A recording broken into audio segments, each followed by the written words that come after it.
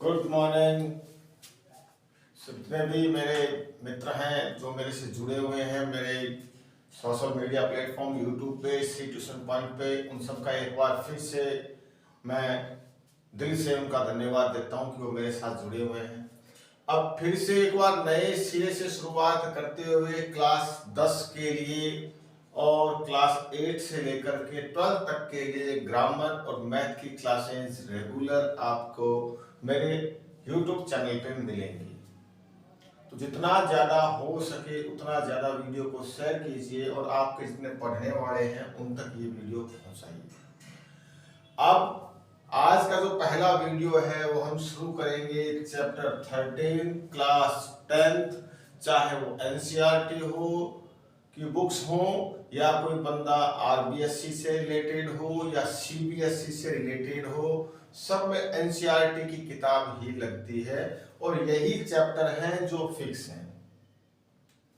पहले चैप्टर ये 13 ना होकर के 14 या 14 हुआ करता था, लेकिन पिछले साल कुछ चैप्टर्स कम करके इस चैप्टर का नाम स्टैटिक्स है, जो कि अब 13 नंबर पे, यानी कि इसको हम हिंदी मीडियम में सांख्यिकी भी बोलते हैं। ये आरबीएससी बोर्ड में लगभग 11 से 12 नंबर के इसके क्वेश्चंस हैं, वो पेपर में आते हैं राजस्थान बोर्ड में, और नो डाउट ये सीबीएसई में भी आते हैं। बिल्कुल सेम क्वेश्चन है, सेम किताब है। तो मेरे जो वीडियोज आएंगे जो मैथ और इंग्लिश के होंगे वो आरबीएससी के लिए और सीबीएसई के लिए, दोनों बच्चों के लिए बड़े इंपॉर्टेंट साबित होने वाले हैं। अभी आप लोगों के सामने 2 महीने की छुट्टियां भी हैं, वैकेशन भी है, तो मैं चाहता हूं कि इस वैकेशन का आप घर बैठे भरपूर फायदा उठा सकें और पढ़ाई के टच में भी रहें। लगातार आप मेरे वीडियो के साथ बने रहें, तो मेरी कोशिश रहेगी कि मैं आपको फ्री ऑफ कॉस्ट संपूर्ण आपका इंग्लिश ग्रामेटिकल पार्ट और संपूर्ण आपका मैथमेटिक करवाने की पूरी चेष्टा करूंगा। क्लास 10-8 से लेकर के 12 तक की जितनी भी इंग्लिश ग्रामर है वो सारी, यानी कि जो छोटे बच्चों से लेकर के बड़ों तक सबके काम आने वाली है। और मैथमेटिक्स के भी वीडियोस आपके क्लास 10 के, 8 के और 12 के भी समय समय पर आएंगे। तो आज शुरुआत करते हैं क्लास 10th का चैप्टर नंबर 13, जिसका नाम है सांख्यिकी, इंग्लिश में बोलते हैं स्टैटिक्स। बात कर रहे हैं आज 13.1 की। इसमें 3 तरह की चीजें होती है स्टैटिक्स में। एक होता है मीन, एक होता है मोड और एक होता है मीडियन। आप दूसरे तरीके से ऐसे भी कह सकते हैं, एक होता है माध्य, एक होता है माध्यक और एक होता है बहुलक। आप सबसे पहले 13.1 में आपके 9 क्वेश्चन है, 9 क्वेश्चन। उसमें सब में ये पूछा गया है कि आपको फाइंड द मीन, यानी माध्य निकालना है। तो इसीलिए देखो मैंने लिखा भी है कि माध्य कैसे निकाले।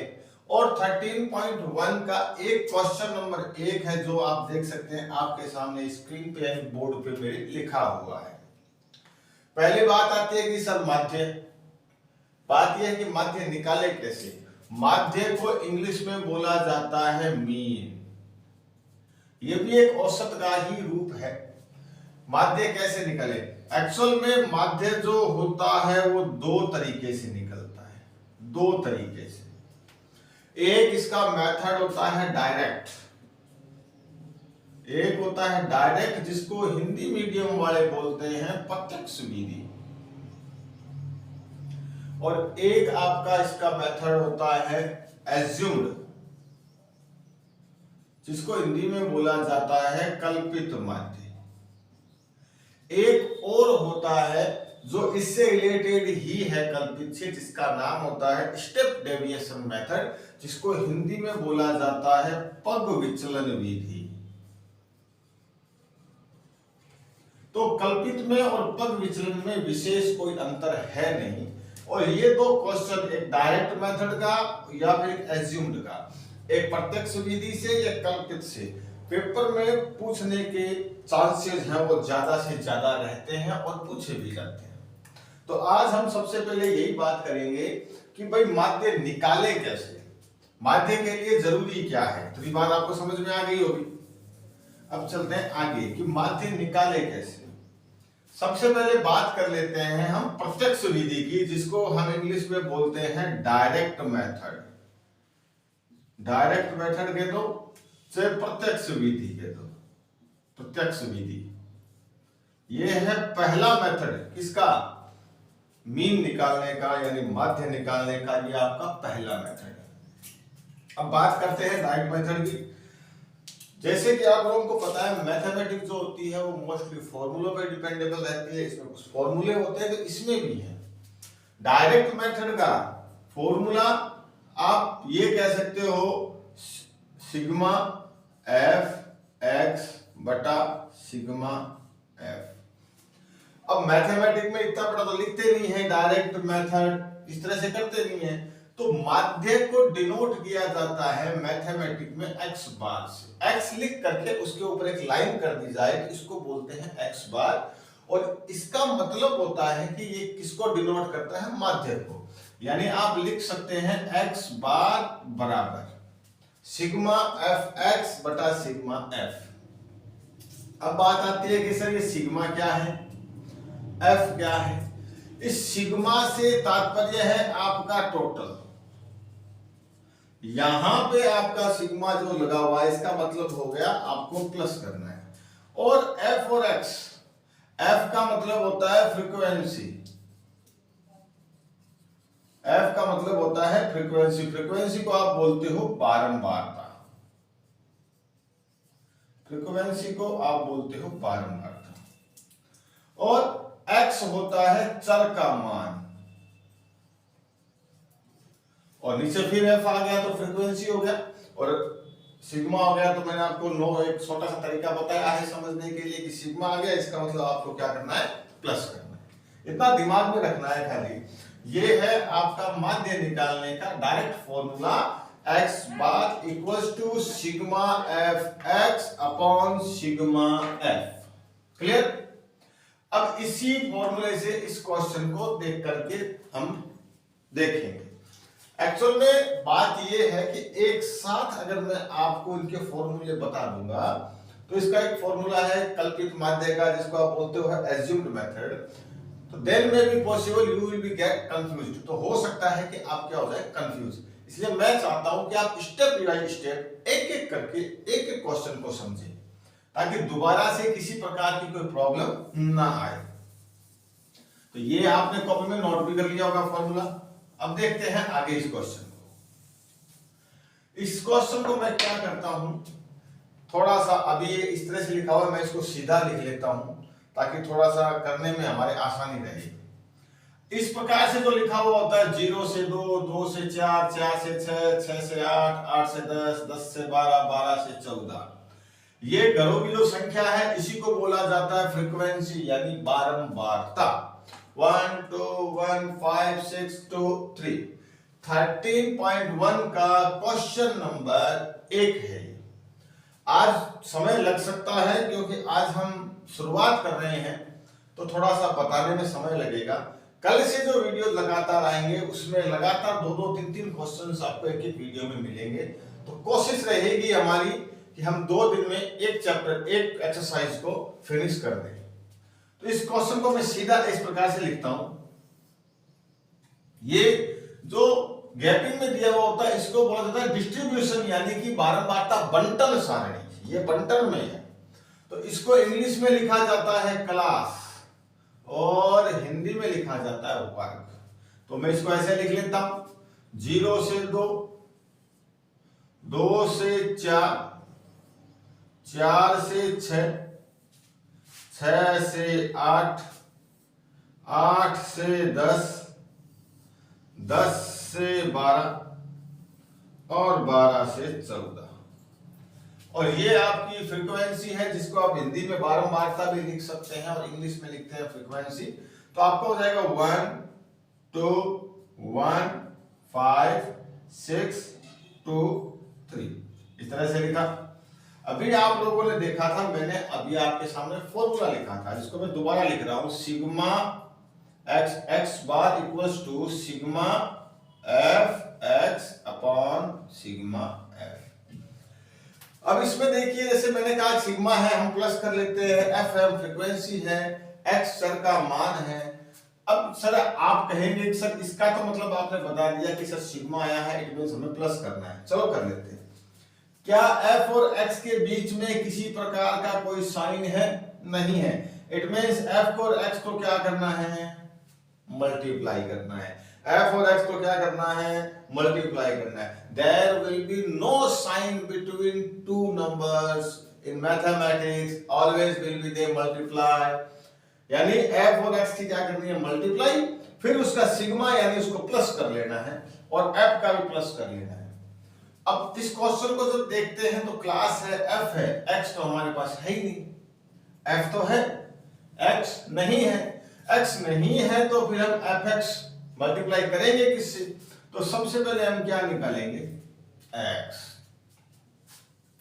सबसे पहले हम निकालेंगे x। x निकालने के लिए क्या करना है हमें? जैसे आपको क्लास दे रखा है, आपका वर्ग दे रखा है आपको, इस वर्ग में आप देखिए इन दोनों को प्लस करना है। इन दोनों को पहले क्या करना है? प्लस, फिर इसको डिवाइड करना है किससे? 2 से। दूसरी लैंग्वेज में इन दोनों के बीच का निकालना है। इन दोनों के बीच का, जैसे 0 और 2 के बीच में क्या आता है? 1। दूसरा तरीका, 0 और 2 को जोड़ा तो कितना आया? 2, और 2 को 2 से डिवाइड किया तो 1। कहने का तात्पर्य बीच का निकालने के लिए हमें उसका आधा करना पड़ता है, और दूसरी भाषा में ये भी कह सकते हैं कि प्लस करके 2 से डिवाइड करो। 4 और 2 6, 4 और 2 6, 2 से डिवाइड किया 3, 6 4 10, 2 से डिवाइड किया 5, 8 6 14, 2 से डिवाइड किया 7, 8 9 10। दूसरे तरीके से देखें तो 8 और 10 के बीच में कितना आता है? 9। 10 और 12 के बीच में कितना आता है? 11। 12 और 14 के बीच में कितना आता है? 13। मैंने दोनों तरीके से आपको ये करके बताए हैं ताकि जो आपको सूटेबल लगे आप वैसे x निकाल सकते हैं। अब देखिए आपके सामने x आ गया। अब हम फॉर्मूले के हिसाब से चल सकते हैं। फॉर्मूला क्या कहता है? f into x. तो ये लीजिए, हमें अपने तरफ से कुछ और नहीं सोचना, जैसे क्वेश्चन कह रहा है हमें बिल्कुल वैसे चलना है। फॉर्मूला कहता है एफ एक्स, ये लो एफ और एक्स। एफ एक्स से मल्टीप्लाई कर देते हैं। 1 को 1 से की 1, 2 को 3 से की 6, 1 को 5 से की 5, 7 को 5 से की 35, 9 को 6 से किया 54, 11 को 2 से किया 22 और 13 को 3 से किया 39। मेरे हिसाब से यहां तक कोई गड़बड़ नहीं होनी चाहिए, समझ में भी आ रहा होगा, आराम से चल रहे हैं। अब करते हैं इनको प्लस। 6 1 7 5 12, 6 1 7 7 5 12, 12 5 17, 17 4 21 22 23 और 23 और 9 हो गए 32 का 2 3 3 3 6 5 11 12 13 और 13 3 हो गए 16। When you will add them, जब आप इन सबको प्लस करोगे तो हमें मिलेंगे 162। फॉर्मूला कहता है f को भी प्लस करना है तो f को भी कर देते हैं। ये हमारा f रहा। 1 और 2 3, 1 4, 5 9, 6 15, 2 17 और 3 20। यहां तक शायद आप लोगों को समझ में आया होगा। नियम के हिसाब से चलते हैं। According to formula x bar is equal to sigma f x upon sigma f. Sigma f x कितना आया? 162। सिग्मा एफ कितना आया? 20। आप यहां इसको डिवाइड भी कर सकते हैं। आप इसको जैसे आप चाहे तो डायरेक्ट लगा दें, चाहे तो डिवाइड कर ले। मैं इसको इस तरीके से करता हूं। 2 की टेबल से किया 81, 2 की टेबल से काटा 10, नीचे एक 0 था, यहां 1 पॉइंट आ गया। x is equal to 8.1। आप चाहें तो 162 को 20 से डिवाइड भी करेंगे तो भी आपको 8.1 मिलेगा। ये 13.1 का पहला क्वेश्चन है जो मैंने आपको सिखाया है प्रत्यक्ष विधि से माध्य, यानी डायरेक्ट मेथड से मीन कैसे निकालते हैं। आज पहला वीडियो लंबा ना लेकर के थोड़ा छोटा ही रखेंगे ताकि धीमे धीमे आपकी थोड़ी हैबिट बने। कल 13.1 का इसी क्वेश्चन को हम कल्पित माध्य से यानी कि एज्यूम्ड मेथड से सीखेंगे। उसके बाद में 13.1 के लगातार जितने भी क्वेश्चन हैं सारे आपको मैं एक एक करके बोर्ड पे करवाऊंगा। जितना ज्यादा हो सके चैनल को सब्सक्राइब कीजिए, आगे भेजिए, और जो आपके यार दोस्त पढ़ने वाले हैं उनको कहिए कि फ्री ऑनलाइन, बिल्कुल फ्री ऑफ कॉस्ट, आप किसी प्रकार का कोई चार्ज नहीं देना। आधा घंटा 45 मिनट का काम है, आप आराम से अगर एक वीडियो को देखेंगे तो नो डाउटली आप जब 10वीं क्लास में आपकी रेगुलर क्लासेस शुरू होगी जुलाई में, तो इसका नो डाउटली आपको 101% प्रॉफिट मिलेगा, और ट्यूशन के पैसे भी जो आप मार्केट में लगाते हैं उसके पैसे आपके बचेंगे। थैंक यू, जय हिंद, जय भारत, और जल्दी मिलते हैं इंग्लिश के एक नए ग्रामेटिकल पोर्शन के साथ। Thank you.